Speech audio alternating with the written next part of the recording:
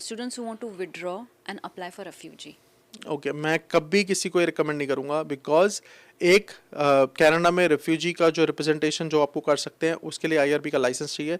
मेरे पास आईआरबी का लाइसेंस है। हर एक कोई कंसल्टेंट आपको आईआरबी में रिप्रेजेंट नहीं कर सकता।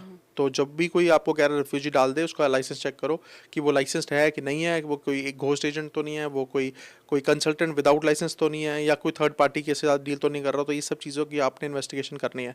और सबसे इंपॉर्टेंट, मेरे पास कोई आ जाता है या मुझे कोई भी आप भी पूछ रहे हो जैसे, तो मैं मना करता हूँ। आप पढ़ने आए थे, आपका पर्पस पढ़ाई करना है। 21-22 साल के बच्चे को कोई थ्रेट नहीं होता इंडिया में, आपको भी पता है। अगर आपकी लाइफ को जेन्युइन थ्रेट है, आजकल बहुत बच्चों के कॉन्ट्रैक्ट मैरिजेस की थी, वो यहाँ आए थे और उनको पीछे स्पाउस के पेरेंट्स तंग कर रहे हैं, परेशान कर रहे हैं, फायर्स हो रही हैं, जेन्युइन थ्रेट है तो आप रेफ्यूजी डाल सकते हो। लेकिन अगर जेन्युइन थ्रेट नहीं है तो ये इस रास्ते नहीं जाना। कनाडा में पीआर होने के 100 से ऊपर तरीके हैं, मैं बार बार ये बोलता हूँ। तो 100 तरीके अगर हैं, उसमें अगर आपने रेफ्यूजी डाल दिया है तो 99 रास्ते आपके बंद हो जाते हैं। आप ना एलएमआई ले सकते हो, ना पढ़ाई कर, कुछ नहीं कर सकते आप। आपके सारे पीआर के रास्ते बंद हो जाते हैं। और रेफ्यूजी का अगर आपका जेन्युइन केस नहीं है तो वो अप्रूव होगा नहीं। तो आपने क्या फॉर्मेलिटी करनी थी?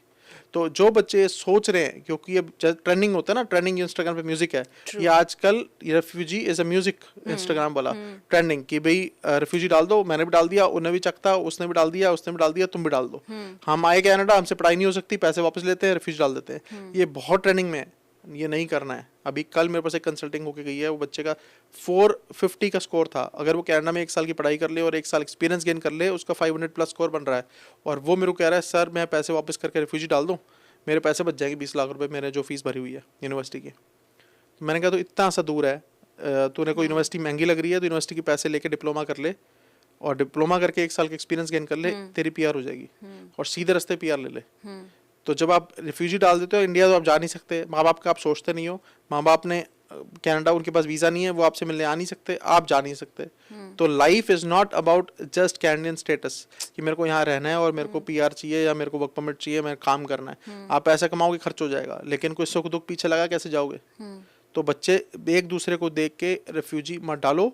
अगर आपने डाल दिया है तो, और आपका जिससे भी डाल दिया है और आपको वो सर्विस नहीं दे रहा है, आपको लग रहा है गलत हो गया काम, मेरे पास आ जाना।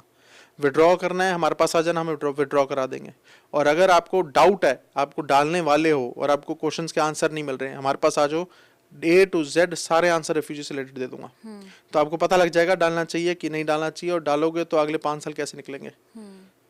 तो इसलिए जितने बच्चे 20, 21, 25, 50, 23 साल के, 25 साल के, 30 साल के हैं, refugee is not for you. True, I think बच्चों आजकल when you are here in student life, trend हो जाता है एक दूसरे को देख के, what the other person has done you also want to do. But the fact is, जो उसके लिए वर्क किया, it might not work for you. You cannot compare apple to a banana. Yes. Every case is different. Your experience might count, his experience might not have counted. Yes. His reason was different, your reason could be Yes. different. Totally agree with